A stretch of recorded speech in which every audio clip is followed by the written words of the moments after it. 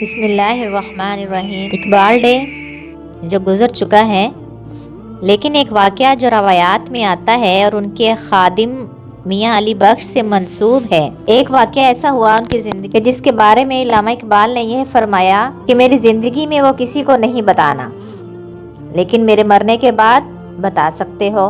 علامہ اقبال کے خادم میاں علی بخش نے اپنی پوری زندگی میں بہت کم ایسے لمحے دیکھے جو ان کے وجود کو ہلا دیں، لیکن وہ رات، وہ لمحہ ان کے دل پر ہمیشہ کے لیے نقش ہو گیا۔ ایک بزرگ نے علی بخش سے کہا، بیٹا، علامہ اقبال رحمۃ اللہ کی زندگی کا کوئی ایسا واقعہ بتاؤ جو ابھی تک بیان نہ کیا ہو۔ علی بخش کچھ دیر خاموش رہے، پھر دھیرے سے بولے، ایک راز ہے جو اقبال رحمۃ اللہ نے مجھے بتایا تھا، مگر حکم تھا کہ ان کی زندگی میں کسی کو نہ بتاؤں۔ آج وہ نہیں رہے تو میں بتا دیتا ہوں۔ علی بخش نے کہنا شروع کیا، ایک رات نصف شب کے وقت علامہ اقبال رحمۃ اللہ بے حد بے چین تھے۔ کبھی کروٹ بدلتے، کبھی اٹھ کر بیٹھ جاتے، جیسے کسی عجیب کیفیت میں ہوں۔ اچانک وہ اٹھے اور سیدھی کوٹھی کے دروازے کی طرف چل دیے۔ میں حیران ہو کر ان کے پیچھے گیا۔ دروازہ کھلا اور میں نے دیکھا کہ سفید لباس میں لپٹا ہوا ایک نورانی بزرگ اندر تشریف لا رہے ہیں، جیسے ان کے قدموں کے ساتھ روشنی بھی چل رہی ہو۔ علامہ اقبال آگے بڑھے، نہایت ادب سے انہیں اندر لے آئے، پلنگ پر بٹھایا اور خود خاک ساری سے نیچے بیٹھ کر ان کے پاؤں دبانے لگے۔ اقبال رحمۃ اللہ نے پوچھا، حضرت آپ کے لیے کیا پیش کروں؟ نورانی بزرگ نے مسکرا کر فرمایا، بیٹا، دہی کی لسی پلا۔ اقبال رحمۃ اللہ نے فوراً مجھے کہا کہ علی بخش، ایک جگ لے جا کر لسی لے کر آؤ۔ رات کے اسی پہر لسی کہاں سے آتی؟ میرے دل میں حیرت تھی۔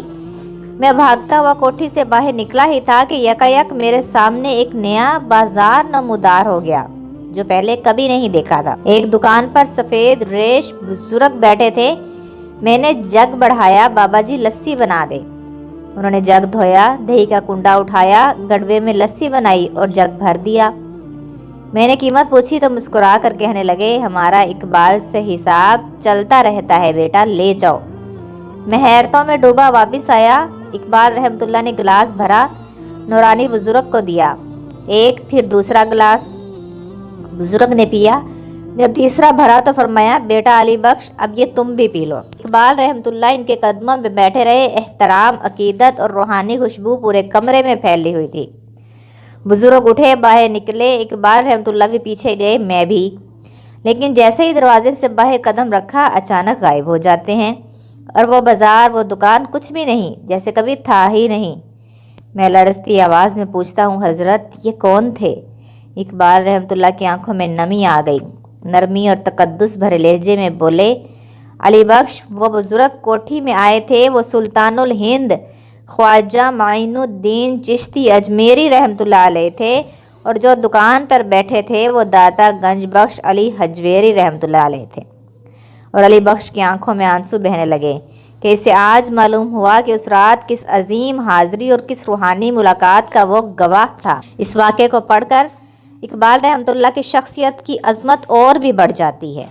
اگر آپ کو واقعہ پسند آیا ہو تو دوسروں کے ساتھ شیئر بھی کیجیے اور چینل کو سبسکرائب بھی کیجیے۔